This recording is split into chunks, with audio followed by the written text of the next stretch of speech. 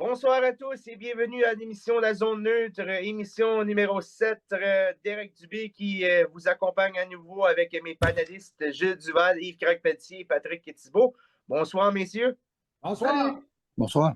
Pas trop enrhumé parce que moi, je suis un peu. Ah, OK. Non, tout va bien. Good, good, good, good, good. Écoutez, juste pour vous mentionner que lundi matin, Serge Parent, président et directeur général de la station Frontière FM, nous a déclaré là, que Jessums, la source du sport, est notre nouveau partenaire officiel de l'émission La Zone Neutre. Donc, on aimerait remercier là, ce partenaire officiel et toute l'équipe de Jessums, la source du sport, pour nous faire confiance de cette belle émission. Donc, merci grandement à toute l'équipe. Voilà, c'est fait. Merci. Donc là, on va faire le tour d'horizon. Gilles, on va commencer par toi. Ben moi, je vais juste faire un parallèle entre les deux conférences nord et sud dans la Ligue junior A des Maritimes. En début de saison, on semblait dire, bon, les équipes du nord semblent plus fortes que celles du sud. Mais là, il y a un petit tournant qui s'est passé au cours des dernières semaines. C'est intéressant, là. Crac, de ton côté? Ben écoute, les Blizzards ont renoué avec la victoire. Après 5 défaites consécutives, on a retrouvé le chemin de la victoire. C'est à voir. Écoute, les prochaines semaines vont être très déterminantes dans le circuit parce que c'est tous des matchs qui restent dans la division. Écoute, Blizzard, 4e rang présentement, 2 points en avant des Tigers de Hamilton, 2 points en arrière des Steamers. Les Steamers rendent visite au Blizzard jeudi soir. Donc, ça va tout être des matchs très, très importants du côté des Blizz. Et du côté de Patrick?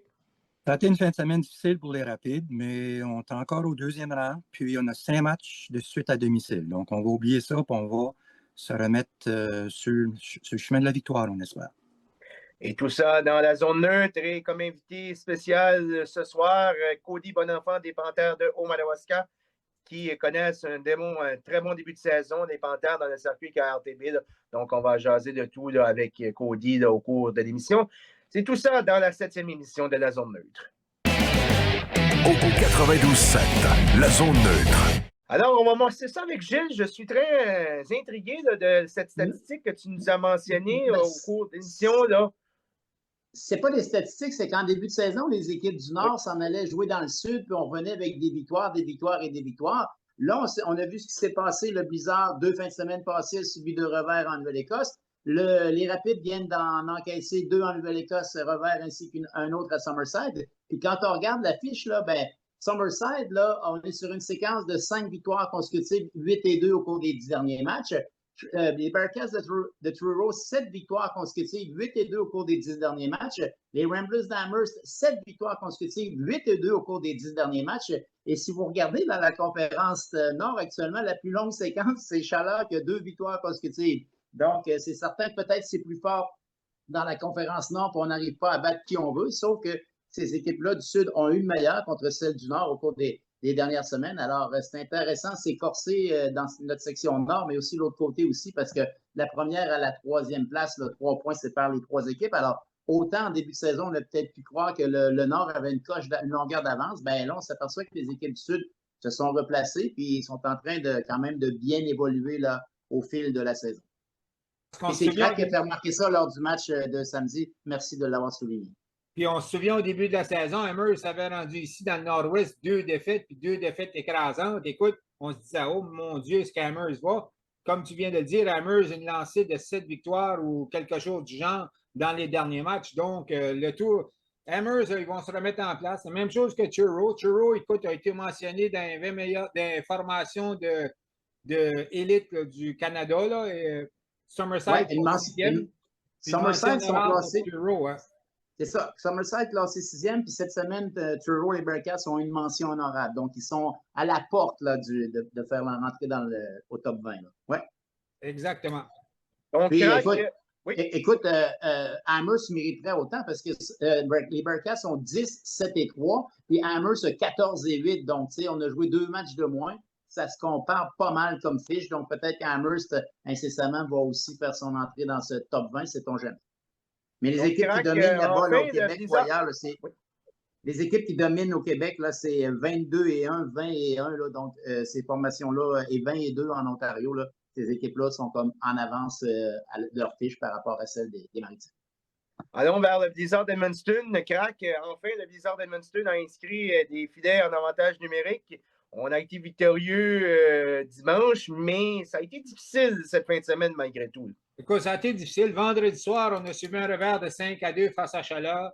Nos 2 points ont été marqués en avantage numérique, mais ça ne nous a pas donné la victoire nécessairement. Écoute, ça n'a pas été une partie qu'on va passer dans un livre de records parce que vraiment, ils ont sorti à mouf. Les premières minutes de jeu, on a écopé de 2 pénalités mineures consécutives dès le début du match. On a donné un certain momentum à Chaleur et ils ont gardé le momentum tout le long de la partie. Oui, on a eu des bonnes séquences quand même, mais Chaleur ont dominé. Puis écoute, ils ont remporté la victoire 5-2, puis ils méritaient bien cette victoire. Samedi soir, ben écoute, on s'est repris de bonne façon face aux Tigers de Hamilton. On sait que les Tigers étaient égales avec les Blizzards, mais un match en main. Pour les Blizzards, c'était un match crucial. On a sorti fort, on a bien joué. Mais écoute, entre moi et toi, ça a été une fin de semaine signée William Labranche. Labranche, écoute, a été 4 buts, 2 aides. Sur les 7 buts des Blizzards, il a participé à 6 buts. Donc, écoute, c'est ça. Puis moi, le joueur aussi qui ne cesse de m'épater, moi, c'est Zachary Robichaud. Écoute, 2 passes sur les 2 premiers buts de son équipe face aux Tigers de Hamilton. Puis c'est pas juste des passes, c'est des très belles passes qu'on a donné une opportunité à un gars avec des filets déserts. Donc, Zachary Robichaud, chapeau, mon gars, lâche pas parce que tu connais une très bonne campagne. Ouais, la seule chose qui m'a tétillé un petit peu cette fin de semaine, c'est le jeu défensif du Blizzard d'Edmundston. On a été chanceux dimanche parce qu'on a loué un but là, un peu chanceux là, du côté des Tigres. Ça allait pas bien, mais il y a des correctifs à faire certainement, Crack et Gilles, là, dans l'édition actuelle du Blizzard là, au côté défensif. Allez-y. Écoute, lors du dernier match dimanche après-midi, les Blizzards avaient seulement 5 défenseurs en uniforme. Alexis Chenard était rayé de l'alignement. Je ne sais pas s'il est blessé. On a des difficultés à savoir des fois s'ils sont juste rayés de l'alignement ou qu'ils sont blessés. Mais écoute, on a joué à 5 défenseurs. Danfous a eu une bonne partie à faire. Il a joué régulièrement dans ce match-là. Donc, mais je vais dire comme toi, il y a certains jeux qu'on voyait au début de la saison que c'était des beaux jeux défensifs. Là, on semble donner plus de chance. On donne plus de chance certainement lorsqu'on est en avantage numérique parce que les Blizzards sont déjà fait marquer 3 buts lorsqu'ils sont en avantage numérique. Puis dimanche après-midi, à 2 occasions qu'on a donné des échappées contre notre gardien de but qu'on était en avantage numérique. Donc, c'est certaines choses qu'il va falloir surveiller parce que tu te fais faire un but en avantage numérique, là, ça ronge dans le patient un peu, là.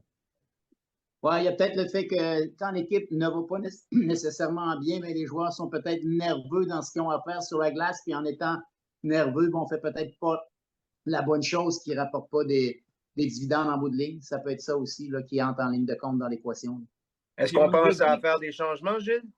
Ben écoute, moi, je ne sais pas. Il y a une date limite qui va s'en venir au mois de janvier pour la date limite pour inviter des nouveaux joueurs. Restera à savoir si ça va bouger dans le junior majeur, si les joueurs vont devenir disponibles. La semaine passée, le directeur général Steve McPherson, moi j'étais là à la pratique jeudi, il était sur le bord de la bande, donc je ne sais pas qu'est-ce qui s'est passé avec les joueurs, si on discute de quelque chose, mais pour l'instant, écoute, le Blizzard, on entend parler peut-être des nouveaux venus pourraient se greffer dès cette semaine, mais là, ça, on n'est pas dans le secret des dieux. Le Blizzard, eux le sont, alors on verra bien s'il y a quelque chose qui va se passer. Du côté des Rapides, ça a été plutôt difficile encore là, cette fin de semaine à l'étranger. Donc, 3 revers, dont un cuisant à l'île du Prince-Édouard. Qu'est-ce qui explique qu'il y a peut-être quelque chose qui s'est tramé au cours du week-end? Bien, la statistique la plus révélatrice, c'est que l'équipe a donné, 15 buts là, lors des 2 premières périodes de jeu, lors de ces 3 revers. Puis en 3e période, ils ont marqué 7 buts contre 5. Donc, ils ont bien joué en 3e période, mais ils ont mal commencé les matchs. Donc, ça a été du hockey de rattrapage pendant ces 3 matchs-là. Si tu regardes quand même, il y a du positif quand même. Oublions pas, puis Gilles l'a mentionné en début d'émission, là, on a joué contre Amherst, Truro, Summerside, les 3 meilleures équipes de la Division Sud. Puis c'est vraiment, c'est le cas que ces équipes-là se sont améliorées grandement. Je peux dire que Summerside, c'est toute une machine de hockey, autant sur le plan défensif qu'offensif, puis ils peuvent jouer la carte de la robustesse également. Contre Amherst, on tirait de l'arrière 5-0. puis on a marqué 4 buts consécutifs en troisième période. Donc, ça a été un match de caractère. Ça n'a pas été le meilleur match, disons, du côté des gardiens de but, mais c'est correct. On avait entendu dire qu'il y avait des joueurs qui étaient un peu malades, là, du côté des Rapides aussi. Vendredi soir, une défaite de 5-3 contre Truro. On a mal commencé le match. Les Bearcats menaient 3-0 après 2 périodes. Mais on a bien joué encore là en troisième période. On a venu bien prêt égaliser le pointage. Mais samedi, à Summerside, ça a été plutôt difficile, là. On tirait de l'arrière 3-0 jusqu'à ce que l'équipe lance une première fois au filet. Donc, tu peux voir comment ça a été dominant en début de rencontre pour les Western Capitals. Donc, écoute, c'est à oublier. C'était 3 matchs en 3 soirs, un peu comme c'était le cas il y a 2 semaines. Je ne pense pas que ça arrive de nouveau cette saison. Et là, on en joue 5 matchs consécutifs à domicile. L'équipe est encore au 2e rang. C'est ça la bonne nouvelle. Donc, je pense qu'on a juste à oublier ça, aller de l'avant, bien jouer le prochain match qui est mercredi soir en passant contre les Tigres de Campbellton, une équipe de ta division. Vendredi soir également contre les Steamers de West Kent. Si tu vas chercher 2 victoires en fin de semaine, là, selon moi, on va se retrouver proche du premier rang encore. Puis peut-être ce qui est correct pour les Rapides, c'est que ces revers-là ne sont pas survenus devant leurs partisans. Un 10-2 à la maison, ça paraît mal, mais sur la route, bon, ils peuvent rapidement se replacer dès mercredi, comme tu l'as dit. Puis regarde, on regagne nos partisans tout de suite là, à la maison, on les remet de notre côté. Là. C'est ça. Je pense bien que l'équipe va bien sortir. Un autre point positif, du côté discipline, ça a bien été. C'est juste que l'équipe de Summerside là, a été capable de brasser un petit peu. Mais écoute, je pense là-dedans, le positif dans tout ça, c'est qu'on a quand même démontré beaucoup de caractère. Puis c'est un bon signe. Écoute, il faut le faire. 3 matchs en 3 soirs contre 3 équipes qui sont sur une lancée phénoménale présentement dans le circuit. Donc, pour grand saut, là, puis tu termines à Summerside ton 3e match en 3 soirs. Et monsieur, que la pente, des fois, est difficile à remonter. Là. C'est ça. Voilà. Mais ça nous donne du hockey distant, c'est ça qui est important. Nous, dans la conférence Nord, on est gâtés cette année, là, plus que jamais. Là. Oui. Ah, très intéressant de voir qu'il y a une parité là, dans la Ligue, que ce soit au nord et au sud. Donc, fort intéressant. Et aussi, on va sauter là, au hockey senior dans la Ligue de hockey Vallée-Appalaches. Les Draveurs du Bas-Madawaska sont la seule équipe invaincue. On réussit à triompher de cette fin de semaine 4-2 contre le River Valley Thunder et les Ambassadeurs de Saint-Jacques par la marque de 5-4. Il y a eu plusieurs retours, puis des ajouts qui font foi là, de cette équipe qui s'est grandement améliorée à l'attaque, là, surtout Sébastien Melançon qui a disputé ses premiers matchs ce week-end. Donc, on pourrait dire que peut-être les Draveurs pourraient partir favoris, Gilles. Moi, c'est ce que j'avais mentionné l'autre jour, qu'on a fait un petit tour d'horizon. D'après ce que je voyais, c'est que l'alignement des Draveurs était avec un noyau établi qu'on a déjà vu par le passé. Donc, je me dis, cette équipe-là, elle est déjà cimentée au niveau de l'esprit d'équipe. Et d'après moi, c'est eux qui risquent peut-être d'avoir la pole position là, dans la Ligue du moins pour la saison régulière, mais on verra bien. Les Ambassadeurs semblent avoir un bon club de hockey aussi. Alors, ça devrait jouer là, d'après moi, entre ces deux formations, mais c'est quand même une saison qui reste encore plusieurs semaines. D'ailleurs, les Ambassadeurs ont ajouté le nom de Alexandre l'Italien, un ancien porte-couleur des Arts de Saint-Basile qui va faire son retour au jeu cette année. Et aussi, c'est fort intéressant que le Thunder l'a emporté là, cette fin de semaine. Là. On avait des doutes, mais on l'a emporté là, par blanchissage de 7-0 contre le Dynamo. Le seul bémol, c'est le Dynamo actuellement. Reste à savoir si on va effectuer là, des ajouts là, pour équilibrer le tout. Là. Mais dans l'ensemble, là, probablement fort intéressant de voir qu'il y a une saison, puis on pourrait quand même voir une parité là, au fur et à mesure que la saison avance. Est-ce qu'il y en a qui ont vu la liste des joueurs de Kedgewick? Est-ce que c'est les mêmes éléments que l'an passé ou qu'on fait un renou puis on commence avec des jeunes? Ou... On a fait un renouveau. Il y a quelques vétérans qui sont de retour, mais on veut faire confiance aux jeunes. On veut repartir sur du sang nouveau. Ah, parfait, ça. Semble-t-il, c'est un alignement très, très, très réduit à Perth samedi là, qui pourrait expliquer un peu la déconfiture du Dynamo. Ouais. Patrick, tu veux-tu ajouter quelque chose avant la Oui, pause? ben c'est ça. Écoute, on peut voir tout de suite que les draveurs et les ambassadeurs sont la crème de cette ligue-là. Ça va peut-être être le cas. Apparemment que c'était quand même assez robuste comme match Oui. samedi soir. Donc, je pense qu'on reprend l'action en fin de semaine. Je ne me trompe pas. Oui. Les deux équipes s'affrontent vendredi soir du côté de Saint-Jacques. Donc, ça va être une belle rivalité. Kedgewick, c'est quand même très bien. Écoute, ils ont une équipe, c'est ça qui compte. Puis, je ne pense pas que l'équipe va rester dans le fond du classement, je veux dire, avec aucune victoire trop longtemps. Là. Ils ont quand même joué un bon match de 8-7 là, vendredi soir contre Saint-Jacques. Puis, comme vous dites, là, je pense que le Thunder, on s'attendait à quoi de pire que ça.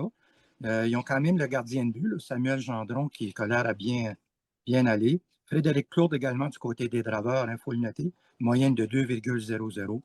Donc, je pense qu'il y a eu des bons matchs, là. Il y a eu des blanchissages, 2 à date, qui est très surprenant. Donc, ça s'annonce bien, je pense. On va avoir des bonnes compétitions. Peut-être mentionner, c'est intéressant de voir que Jérémy Fortin, qui a quitté le Blizzard, continue à demeurer dans la région, s'aligne avec les ambassadeurs. Donc, actuellement, partage le premier rang des marqueurs avec Christian Sirois des Draveurs, puis Ludovic Kouetoumi aussi des Draveurs avec 7 points. Alors, c'est le fun de voir qu'il y a des joueurs qui ont fini leur stage junior, mais qui continuent de demeurer sur notre territoire. Puis là, bien, jouer au hockey senior pour continuer la chaîne, si on peut dire. Pour ceux qui se souviennent également de Mathieu Pelletier. Mathieu Pelletier qui avait évolué avec les Blizzards, qui avait été échangé aux Red Wings de Fredericton, qui avait laissé l'équipe, mais qui est revenu cette saison dans le circuit senior. Puis lui et tout, c'est un joueur clé du côté des ambassadeurs. Oui, voilà. Donc, au retour de la pause, nous aurons Cody Bonenfant pour parler là, de cet excellent début de saison des Panthères de Haut-Madawaska. Donc, c'est dans quelques instants à la zone neutre. Au 92.7, la zone neutre. Écoutez, comme deuxième portion de l'émission, on va rejoindre Cody Bonenfant, qui est membre des Panthères du Haut-Madawaska de la Ligue KRTB. Vous êtes là, Cody? Oui. Ça va bien? Ça va bien, toi? Oui, toujours. Écoute, on a deux autres panélistes avec nous, Yves Crac-Pelletier et Patrick Thibault aussi, qui voudront sûrement te parler. Donc, parle-nous un peu, c'est sûr que c'est une progression là, qui se fait là, au sein des Panthères. On a eu ça difficile. L'an passé, on a commencé, puis là, ben, 3 victoires en 4 sorties, là, c'est une belle progression, là. Oui, écoute, ben, on a eu beaucoup de nouveaux joueurs cette année, puis écoute, on a eu un bon camp d'entraînement, puis on savait avec les atouts qu'on avait, cette année, on allait être plus compétitif, puis on le démontre tout de suite, là. Ce calibre de jeu-là, toi, comme tu es sorti du hockey scolaire, tu as eu la chance un petit peu de te faire valoir au hockey junior A, par la suite, tu es allé au senior. C'est quoi la marche entre chacun des circuits que tu as pu observer, là? Ben, écoute, je dirais qu'à comparer au junior A, c'est un petit peu moins rapide, mais c'est plus physique parce qu'il y a une grosse différence d'âge. Fait que, écoute, c'est quand même dur, mais le hockey est assez vite pareil. Puis je trouve que c'est un bon calibre de hockey. Comment vous trouvez ça de jouer contre justement des joueurs que de l'autre côté, ça peut avoir 27, 32, 35 ans même, là, c'est assez particulier en soi, là. Oui, écoute, des fois, ça fait fort, mais écoute, tu t'habitues, puis tu essaies d'éviter le plus possible. On a remarqué que les Panthères étaient un peu tenaces aussi, vous aussi, vous ne laissez pas votre place, puis si ces joueurs-là se disent, bon, mais c'est des petits jeunes, vous ne les laissez pas tranquilles loin de là non plus sur la glace, là. Non, on se tient un les autres, puis écoute, on se défend le plus possible. Ça va bien pour toi au niveau de l'attaque, toi et Maxime, là, Maxime Guimond, vous récoltez quand même des points d'une façon impressionnante. Toi-même, est-ce que vous êtes surpris de autant vous illustrer sur la feuille de pointage? Non, je ne suis pas surpris en tout parce que, écoute, ça a commencé en 11e année, moi et Max, on a un duo high school, puis écoute, j'étais bien content qu'ils viennent me trouver cette année, puis on savait ensemble qu'on pouvait établir de quoi pas mal bon, puis écoute, jusqu'à présent, ça va bien. Est-ce que c'est sûr qu'il est tôt dans la saison, 3 victoires, 1 défaite, mais ça vous laisse espérer qu'on pourrait peut-être flirter proche des équipes de première place dans cette ligue-là, là? Ben ouais, c'est sûr. Écoute, on est une équipe compétitive. Dans cette ligue-là, je pense que tout le monde peut battre n'importe qui. Puis écoute, jusqu'à présentement, on enchaîne les victoires. Est-ce que vous-même, vous êtes surpris de votre début de saison, les joueurs, ou que vraiment, c'est ça que vous attendiez dans le circuit présentement? Ben écoute, on est un peu surpris. C'est sûr que l'année passée, on était une équipe qui avait de la misère à gagner. Puis là, cette année, on a perdu la première game. Puis après ça, ben, on enchaîne les victoires. Mais en voyant ce que notre équipe est capable de faire, on n'est plus vraiment surpris. On sait à chaque soir qu'on est capable d'aller gagner une game de hockey. Les éléments ajoutés, est-ce que ça a été meilleur des éléments défensifs ou offensifs qui ont été plus déclenché votre équipe, là? Ben, je pense que c'est un peu les deux. On a été chercher des bons défenseurs, plus à l'attaque. Écoute, c'est sûr que je pense que c'est même le gardien de but, Nathan. Nathan fait une très bonne job jusqu'à présentement. Puis écoute, je pense qu'on est solide partout, là. Vous êtes fort dans le net comme ça. Ouais, écoute, non, ça va bien. Le fait de gagner aussi, Cody, ça fait en sorte que là, ensemble, ça vous donne, tu sais, comme dire, hey, on est capable, on est capable. Donc, ça aide à cimenter un esprit de gagnant aussi, là. Ouais, ben écoute, c'est ça. L'année passée, je trouvais, moi, que les gars, tu sais, sont habitués de perdre. Mais là, on sait qu'on est capable de gagner. Je pense que les gars, ils se présentent à chaque game, puis on peut gagner, tu sais. Le mindset est différent que l'année passée, tu sais. On allait là, puis on savait probablement, hey, écoute, les gars, on va donner tout ce qu'on a, mais on va probablement sortir avec une défaite. Mais cette année, on sait qu'on est capable de gagner. Ouais. On a souvent parlé du fait que, bon, c'est une ligue où des fois, vous allez jouer au Québec, peut-être à 21h, qui fait 22h au Nouveau-Brunswick. Ça vous incommode pas trop, ça, là, ces histoires-là d'horaire, que c'est tard pour vous, là, de revenir peut-être aux petites heures du matin aussi à Saint-François? Ben écoute, souvent, le plus tard qu'on joue, c'est 9h, 9h. Puis nous autres, quand on joue OK. ici à domicile, c'est 8h, 9h. Fait que c'est pas si pire. OK. Donc, dans l'ensemble, on s'attend à quoi d'ici le reste de la saison? Parce que là, c'est quand même une courte saison. C'est 16 ou 18 matchs pour vous, là? Ouais, je pense que c'est 16. Là. 16, on a déjà un quart de fait avec 4. Alors, qu'est-ce qui serait l'objectif, selon toi, des Panthères pour dire qu'on est satisfait de la saison régulière? Commençons par ça, là. Ben écoute, je pense qu'au début de la saison, ça m'a mis l'objectif de jouer 500, ça veut dire la moitié victoire, moitié défaite. Mais écoute, je pense que présentement, on vise plus haut. On pense qu'on est capable. Puis écoute, on va voir. Puis peut-être même se rendre loin en série. C'est ça qu'on vise. Patrick, est-ce que tu as une question, Patrick? Oui, c'est ça. Écoute, les gars ont pas mal tout répondu. Excusez-moi. Mais au niveau senior, on sait que c'est un niveau reconnu pour la robustesse, on va le dire, OK? Dans cette ligue-là, est-ce que tu peux dire que les habiletés sont là en avant du jeu? Est-ce qu'il y a des équipes vraiment où la robustesse est reconnue là, autrement, là, au lieu des habiletés? Là?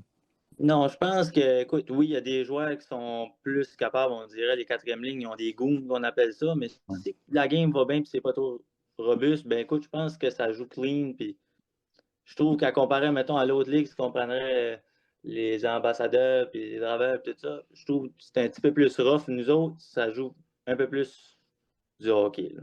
Mais écoute, il y a des gars qui sont capables de le faire, puis des fois, la game change de beau, puis ça commence à brasser.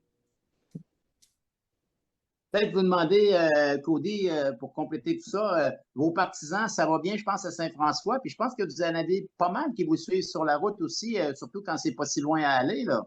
Ouais, non, ça, c'est une grosse affaire. Écoute, les partisans ils ont tout le temps été là, mais cette année, là, écoute, on enchaîne les victoires, puis ils aiment ça voir ça. Puis plus en plus, on en voit toujours plus à nos games, puis les gars aiment vraiment ça. Ça en parle dans la chambre, dit que l'ambiance dans l'aréna est bonne, puis c'est le fun. Tant mieux. Ben, c'est toujours sûr, parce que quand les Panthères l'emportaient, Gilles, on se souvient, on allait au match à Saint-François, puis l'aréna était à pleine capacité. Quand tu as une équipe gagnante, là, ben, c'est ça. Écoutez, merci beaucoup, Cody, d'avoir participé à l'émission. Puis la meilleure du reste de saison régulière à vous tous, les Panthères. Puis on aura peut-être la chance à parler avec d'autres joueurs d'ici la fin de cette saison-là. OK, merci à vous autres. Là. Merci beaucoup à toi. Bye. Salut. Voilà. Alors, M. Derek Dubé qui va reprendre sa place en studio. Je suis de retour, donc, comme vous le savez, je suis un membre des Panthères, donc je ne voulais pas vraiment prendre de questions. C'est pour cette raison-là que j'ai décidé de laisser la place à Gilles pour cette entrevue-là. Donc, malgré tout, là, dans l'ensemble, Cody Bonenfant semble satisfait du début de saison, là, surtout qu'il à sa fiche personnelle, 5 buts, 6 passes, et Maxime Guimond, c'est 10 buts, 5 passes, c'est largement la contribution offensive des Panthères.